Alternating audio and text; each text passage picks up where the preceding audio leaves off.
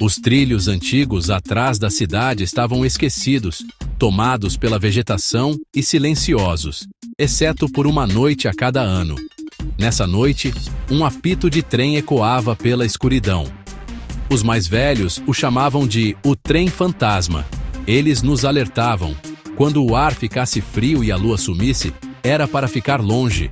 O trem surgia da névoa, com luzes fracas e vagões vazios, esperando.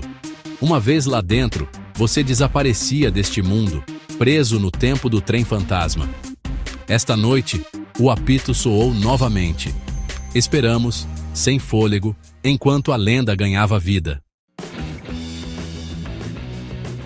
Enquanto o apito diminuía, uma figura tropeçou para fora da névoa. Um homem, ou o que restava de um. Suas roupas estavam rasgadas, seu rosto pálido e manchado de cinzas, seus olhos arregalados de terror. Era Arthur, desaparecido por um ano, agora retornado como um estranho.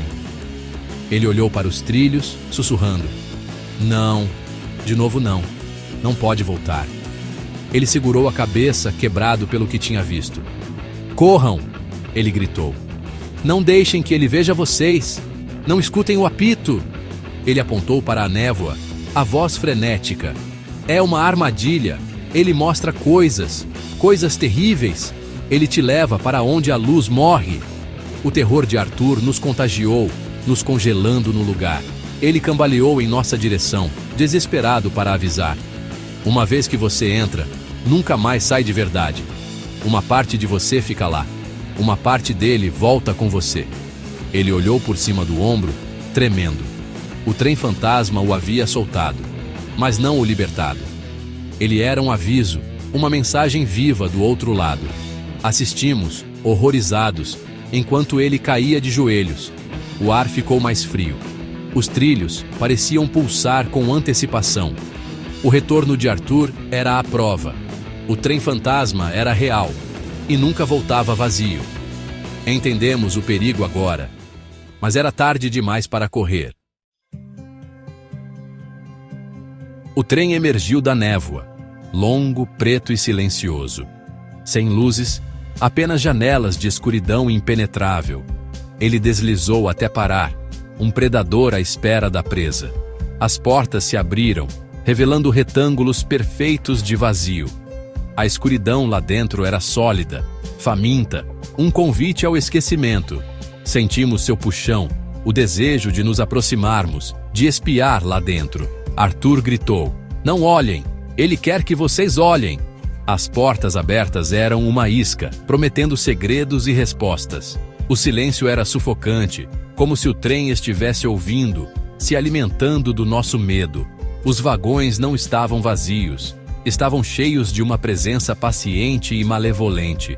O ar ficou mais frio, um cheiro pútrido vazando poeira, decomposição e memórias esquecidas. O trem era um túmulo, nos oferecendo uma viagem para lugar nenhum. Sua fome era antiga e sem pressa. Ele esperava que alguém cedesse. Era assim que ele sempre conseguia seus passageiros. E esta noite, ele estava nos esperando. Arthur tremia, revivendo sua jornada. "Não é só um trem", ele sussurrou. "É uma prisão." Ele descreveu o embarque. A porta se fechou, o mundo desapareceu. Sem assentos, sem janelas, apenas um corredor escuro que se estendia para sempre. As paredes respiravam, o chão se movia sob seus pés. Ele andou, incapaz de voltar, assombrado por formas na escuridão. Então as visões começaram. Lugares de fogo e cinzas, desertos de brasas ardentes, céus de fumaça preta. Figuras de chamas caminhavam pelas planícies, seus gritos silenciosos ecoando em sua alma. O trem o fazia sentir o calor, o desespero, a desesperança. Era um tour por realidades falhas, um museu de apocalipses. Ele viu uma floresta de cristal negro sob sóis mortos, uma solidão tão profunda que o esmagava. O trem lhe mostrou o verdadeiro isolamento, seu lar. Ele foi forçado a testemunhar o fim de tudo, repetidamente. O trem se alimentava de seu terror e queria mais. As visões de Arthur pioraram. Ele viu cidades penduradas de ponta cabeça, edifícios caindo em um mar tóxico, pessoas despencando em câmera lenta e silenciosamente. Outra cidade girava em torno de uma luz cegante, seus prédios desmoronando em pó, suas pessoas congeladas de terror. Ele sentiu a areia na boca, a sensação de desmoronar. O trem lhe mostrava não apenas lugares, mas o conceito de decadência, o tempo apagando tudo. Ele era uma testemunha da morte lenta do universo. A pior parte era o silêncio, sem gritos, apenas uma observação interminável. O trem era um artista do desespero, e Arthur era sua plateia cativa. Então ele viu uma cópia perfeita de nossa própria cidade, vazia, escura, cada janela preta, cada porta trancada. Ele vagou como um fantasma, chamando por entes queridos, mas ninguém respondia. O trem lhe mostrou seu futuro, solidão absoluta. Era um aviso do que deixaria para trás. O espírito de Arthur se quebrou sob o peso dessas visões, e o trem não havia terminado. Quando Arthur terminou, a escuridão dentro do trem começou a vazar. Não era névoa, era espessa, pesada e silenciosa, engolindo todo o som. O mundo prendeu a respiração enquanto a escuridão rastejava pela plataforma, apagando o luar. Onde tocava, a madeira cedia e escurecia, a vida se esvaía. Era uma sombra viva, reivindicando a estação como sua. Recuamos, percebendo que aquilo não era uma lenda. Arthur gemeu.